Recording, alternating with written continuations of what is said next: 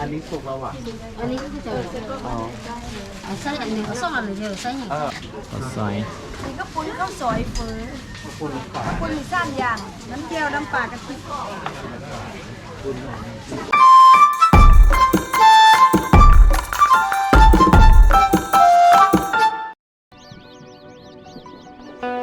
มื้อนี้ก็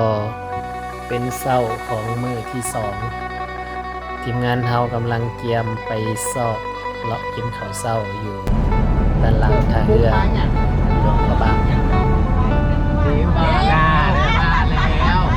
แล้ว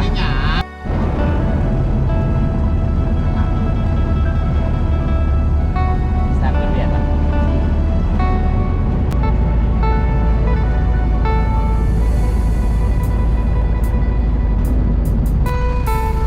ล้างรถแดงเลยวะ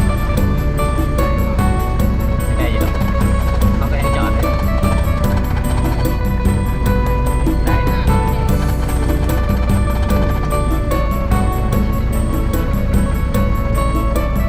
เรียกว่ากินจะนอกเลยก็ยังเขารอนะนั่นนี่บ่เขาซอยวะ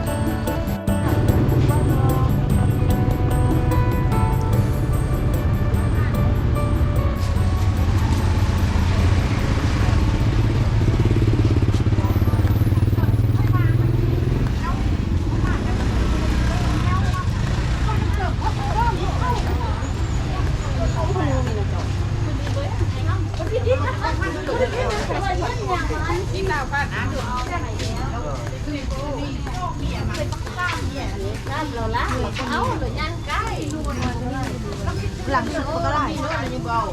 เฮ็ดยังไง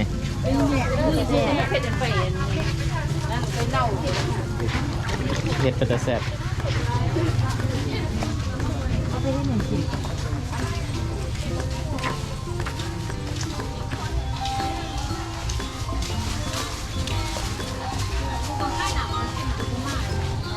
เขามาดุน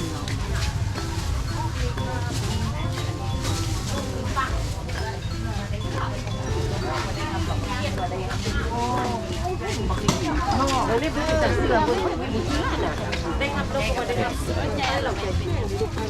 เฮ็ดเพาะอันนี้เฮ็ดเพาะ เห็ดของมันมีนอยเป็นกิน แก่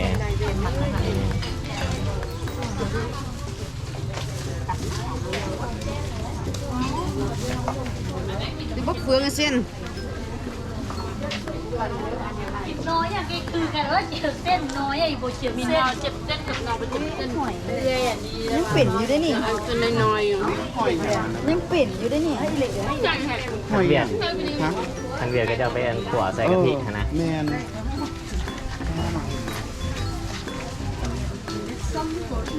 แต่ว่างอบ้านเขาเลย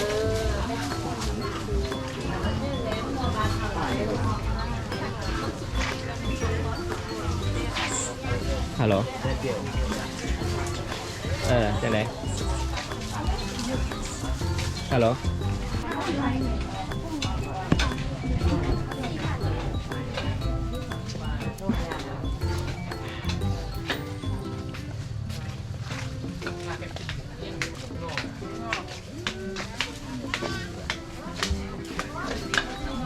เจ้าสีละมุดไว้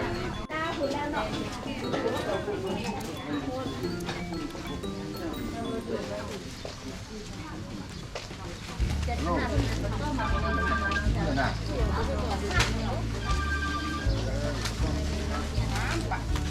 นุ่มจำนุ่มว่าผู้ท่านคนบางทีไปแดงแค่นี้กระเทียมเราบอกดิมาขับค่อยนี่บอกกระตังก็คือเขาขับค่อยอะไร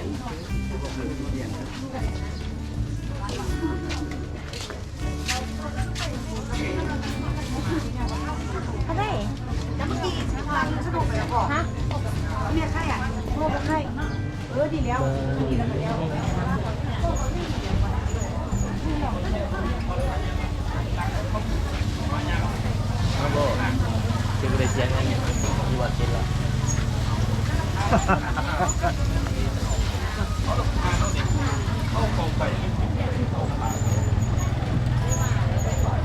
ส่บะไรสิ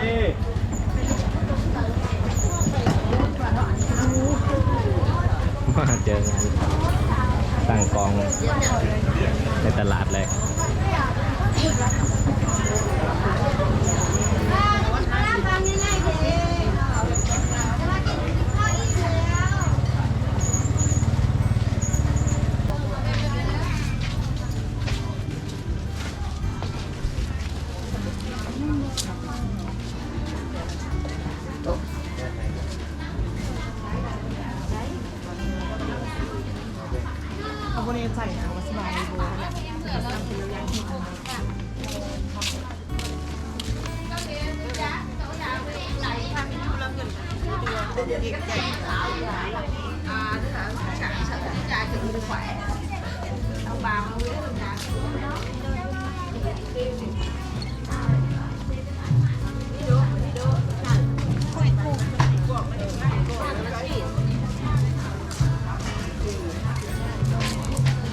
ฮะ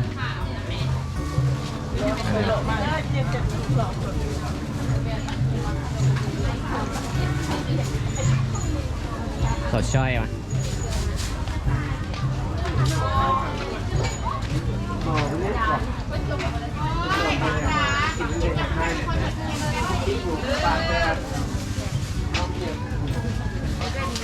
เรียกว่าซื้อข้าวเหนียวกิน ทำอย่างไร ก็เอาอันนั้นแหละคนอื่นได้หรอ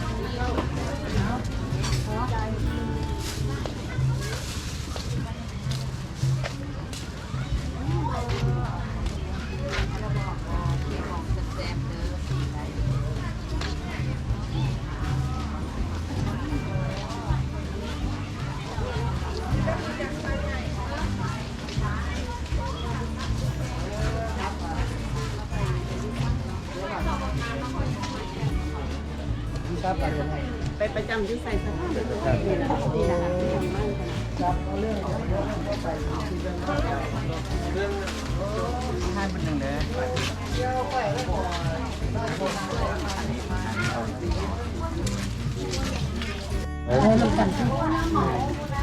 นี่ยอันนี้สุกแล้วอ่ะ อันนี้ก็คือจะ อ๋อ เอาใส่อันนี้เอาซ่อมอันนี้ใส่อันนี้ เอาอ๋อ อันนี้ซอยเลยเนาะ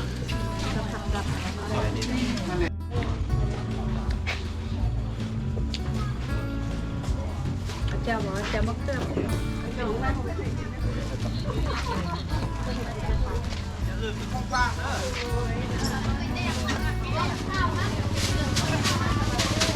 เสียข้าวเร็วยังไม่กินเลยนะ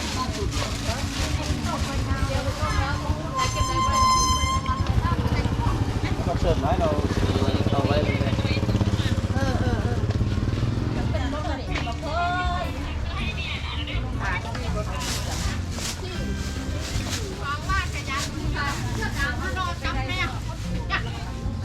ครับใช่แน่คื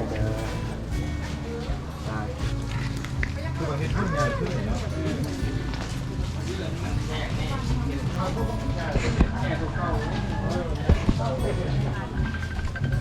มาอันนี้ไง ก็อย่างอีก อ๋อมี6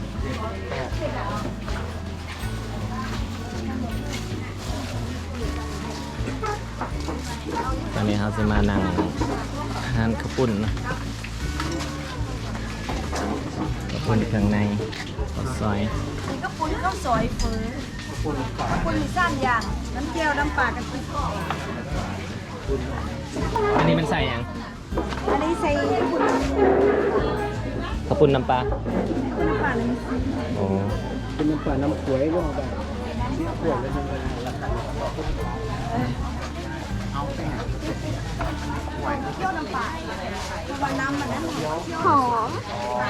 ก็มีกระป๋องจะเป็นเครื่องบาง เขาเรียกว่าเอาปาก ยังจันทร์เป็นน้ำปลาน้ำปลา ข้าวซอยคุณน้ำปลา ข้าวซอย ข้าวซอย2นะ อ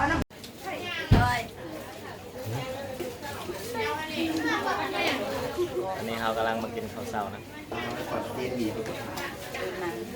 เฮ็ดย่อให้มันเหลือแต่ก้างเหลือแต่ก้างกับกล้วยเปล่า บีให้จับตัวทางกลาง